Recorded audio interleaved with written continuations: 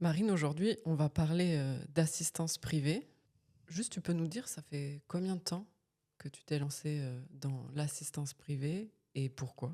Ça fait 10 ans maintenant que je fais ce métier d'assistance privée.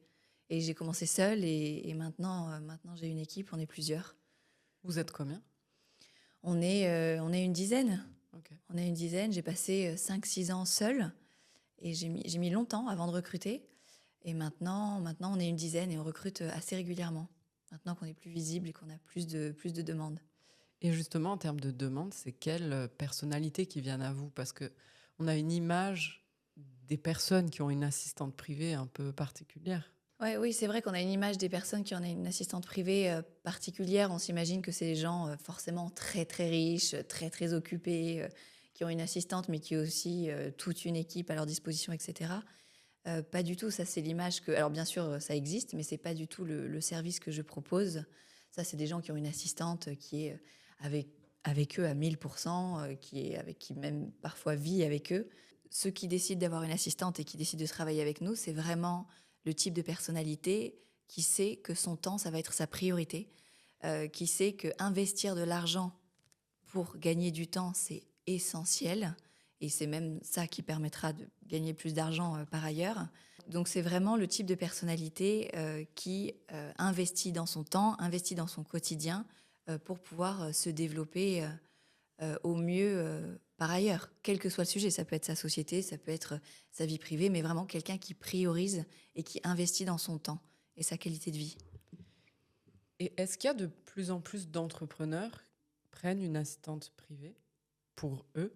Comme dans la société actuelle, il y a de plus en plus d'entrepreneurs seuls, ça notamment grâce aux réseaux sociaux aussi, il y a de plus en plus de personnes qui travaillent seules, qui gagnent leur argent seules et qui au final ont eu peu d'expérience d'entreprise, qui savent pas ce que c'est que recruter, gérer une équipe, etc.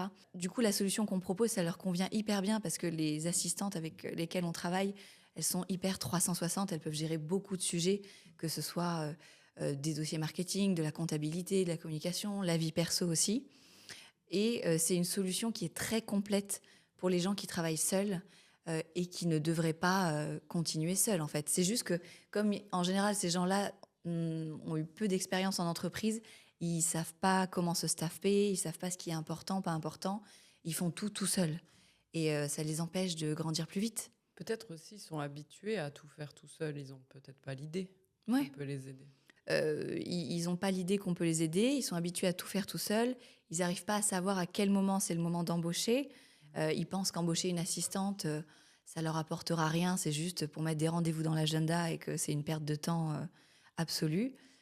Et souvent qu'il vaut mieux tout faire soi-même, alors que pas du tout. Ça permet de solidifier sa structure, ça permet de se rendre plus professionnel, et de passer la plupart de son temps sur des sujets qui comptent vraiment et de pas perdre son temps sur des sujets comme la comptabilité ou répondre à tel appel, relancer l'assurance, alors que lorsqu'on est entrepreneur, il faut vraiment concentrer son énergie sur l'essentiel, sur le développement. Tu as des exemples de tâches que vous prenez en charge pour les entrepreneurs et Ouais, peut-être pour d'autres profils de ouais. manière générale? Sur la nature des missions, c'est vraiment sans limite. Parce que dès qu'on atteint la limite de nos compétences et que ça nécessite par exemple des connaissances juridiques et qu'il faut travailler avec un avocat ou même des connaissances financières, travailler avec un fiscaliste, etc., nous, on a nos contacts. Donc du coup, on peut vraiment tout faire via nos contacts aussi.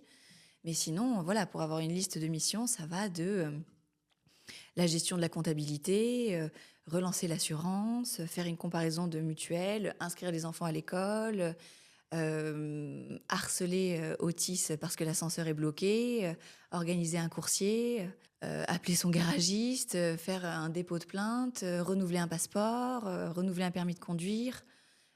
C'est même des dossiers très complexes, comme par exemple lorsqu'on veut acheter une maison ou un appartement, il faut monter un gros dossier pour faire un emprunt auprès de la banque.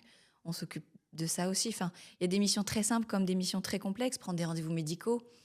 Le spectre est vraiment très large. Et c'est ce qui nous différencie des conciergeries, vraiment. C'est qu'on est sans limite. Quelle est la différence concrète entre une assistante privée et une conciergerie? La différence entre une assistante privée et la conciergerie, c'est qu'on est, on est sans... Alors, la première différence, c'est qu'on est sans limite sur la nature des missions, qu'on sollicite nos prestataires et surtout, qu'on rentre dans la vie privée de nos clients, qu'on les connaît par cœur. C'est pas juste quelqu'un qui décroche son téléphone et qui va demander 200 informations pour traiter une mission, quoi. Ou qui va juste appeler Disney et te rappeler 10 minutes après pour te dire c'est complet. À chaque fois que j'ai utilisé des services de conciergerie, c'était pas vraiment useful, quoi. Nous, on est avec eux d'un bout à l'autre. On connaît leurs enfants, on connaît leur famille, on sait ce qu'ils aiment, on sait ce qu'ils aiment pas, on sait anticiper leurs besoins. Enfin, c'est très, très, très personnalisé. Tu dis que c'est illimité, mais est-ce que les conciergeries, c'est limité dans les services qu'ils proposent? Oui, je pense pas qu'une conciergerie t'accompagne sur ton insémination. Ça m'étonnerait. J'ai jamais essayé, mais franchement, ça m'étonnerait. Je pense pas qu'une conciergerie t'accompagne sur un dossier d'adoption. Ou alors, ça risque d'être d'une lourdeur absolue, quoi. Ce qu'il va faire, c'est qu'il va faire un copier-coller de la liste des documents qu'il faut sur Internet et il va t'envoyer un mail en te disant « Voilà les documents qu'il me faut. Merci. » Pourquoi les gens ils prennent une conciergerie en fait? Quel besoin ils ont en tête? Je pense que les gens pensent à conciergerie parce qu'ils ont la flemme de booker leur billet d'avion, leur billet de train, trouver un hôtel. Ça les saoule de faire ce genre de choses et je comprends. Et ça peut être pratique pour ça. Mais c'est vrai qu'il y a des conciergeries vraiment pas chères qui peuvent t'aider pour ça. S'il y a vraiment que ça comme sujet pour te décharger, pourquoi pas? Mais bon, enfin, je vois pas trop, je vois pas trop l'intérêt. Vos assistantes, elles arrivent, elles sont déjà formées ou bien est-ce Ouais, que je bien dois la sûr. former? Ouais. Non, bien sûr, elles sont déjà formées. On a une méthode hyper détaillée, hyper spécifique qu'on a mise en place avec laquelle on forme notre équipe. Donc elles sont déjà formées, elles savent déjà comment prendre les choses en main. Il n'y a rien besoin de leur expliquer. La seule chose qu'il faut leur expliquer, c'est évidemment les sujets qu'il faut qu'elles récupèrent et déléguer tout ce qu'il y a à déléguer. Mais il n'y a pas besoin de les former sur comment écrire un mail, comment relancer quelqu'un, est-ce qu'il faut le faire en anglais, est-ce qu'il faut le faire en français, comment rédiger un courrier de relance, comment rédiger une mise en demeure, comment parler à sa banque. Enfin, elles connaissent ça par cœur. On a du mal à y croire. Quand on est entrepreneur, on se dit mais on a déjà eu des expériences souvent avec des gens et on doit les former, on y passe Ouais, beaucoup de temps. Comment elle peut arriver et être opérationnelle tout de suite? ouais. Parce que nous, on passe beaucoup de temps à la former pour ça. Nous, on passe du temps pour ça et en général, un entrepreneur... Et en général, c'est vrai que lorsqu'on embauche une assistante, on prend plutôt des profils assez jeunes et c'est des profils qui manquent d'expérience et qui n'ont pas été formés. Et surtout, il y a plein de gens qui pensent que l'assistanat, c'est juste je te demande de faire quelque chose, tu le fais, tu réfléchis pas plus que ça. Alors que nous, on les entraîne vraiment à réfléchir au-delà de la mission, à comprendre pourquoi le client lui demande ça, à peut-être potentiellement penser à d'autres choses auxquelles le client n'aurait pas pensé, et à vraiment prendre chaque mission comme si c'était un projet à part entière, et pas juste je dois faire ça, je le fais, c'est fait. Tu vois? Et c'est quoi un peu, disons, si elle arrive la première semaine, quel type de tâche elle peut faire? Ça dépend de chaque client. Vraiment, c'est très spécifique aux clients. Il y a des clients qui arrivent avec une longue liste de sujets en attente qui traînent depuis des mois, voire des années, qui peuvent concerner plein de choses très diverses comme commander des meubles, vendre des vêtements, se débarrasser de certaines choses. Ça peut être plein de choses. Répondre au comptable qui n'a plus de nouvelles de son client depuis 8 mois. Enfin, ça peut être plein de choses. Ça dépend de chacun. Et elle peut arriver et répondre aux emails immédiatement? Oui, tout de suite. Si la nature des emails lui permet de le faire tout de suite et qu'il n'y a pas besoin qu'elle connaisse particulièrement le business du client. Enfin, encore une fois, ça c'est spécifique à chaque situation. Mais elles ont l'expérience et la maturité pour être opérationnelles tout de suite. Et si je ne suis pas satisfaite? Un client qui n'est pas satisfait, il peut rompre son contrat à tout moment. Il n'y a absolument aucun engagement. S'il se rend compte pour X raisons que ça ne le fait pas, soit parce que finalement il se dit j'ai pas assez de choses à lui déléguer, ou c'est une solution qui me convient pas, ou j'aime pas la distance, je veux vraiment avoir quelqu'un avec moi tous les jours, ça peut arriver. D'ailleurs, dans ce dernier cas, on peut l'aider avant de partir à recruter quelqu'un, parce qu'on a l'habitude de recruter, qui sera avec lui tous les jours et qui lui conviendra mieux. Donc on peut l'aider sur la transition. Mais sinon, il suffit juste de me prévenir et le contrat s'arrête. C'est beaucoup plus simple que lorsqu'on engage des gens en CDI. Et c'est déjà arrivé? Pour l'instant, non. Ça n'est jamais arrivé. Et comment t'expliques ça? Ça n'est jamais arrivé. On fait très, très attention à satisfaire nos clients et à vraiment correspondre à leurs besoins très personnalisés. On se pose toujours la question de notre utilité, de comment est-ce qu'on peut l'aider, etc. Il y a ça et c'est vraiment, on passe une énergie assez importante là-dedans. Je dis pas que ça m'arrivera jamais, ça m'arrivera certainement. Et il y a autre chose aussi, c'est que si je sens lors des calls préparatoires que le besoin n'est pas réellement là, que la charge de travail n'est pas réellement là, je dirige plutôt le client sur une autre solution. Tu parles de call préparatoire, ça veut dire qu'on peut t'appeler pour un peu évaluer, auditer nos Oui, besoins, et puis toi, tu nous fais une recommandation. oui, oui, on peut faire ça.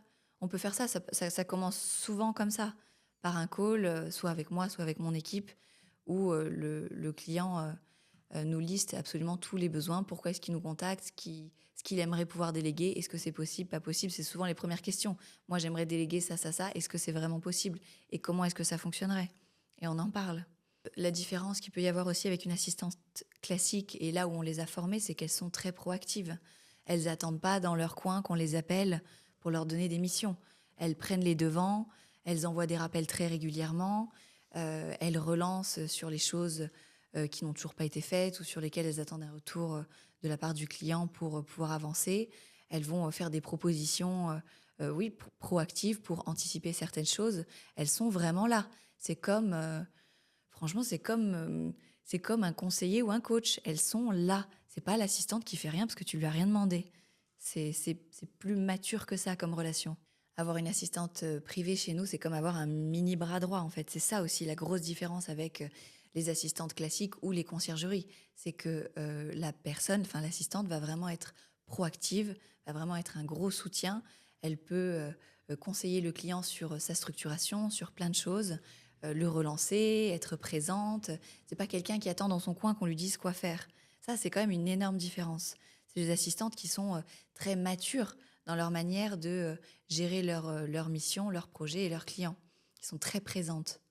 Est-ce que je peux t'appeler pour évaluer un petit peu mon besoin et Oui, bien auditer sûr. ça? Oui, bien sûr. Bien sûr, si on hésite, on peut nous appeler directement. On a l'habitude de faire ça pour évaluer les missions, la charge de travail, en discuter, voir si c'est bien possible à distance, voir si la solution qu'on propose convient exactement aux besoins du client, de la personne en question. Et à la fin, on fait notre recommandation sincère.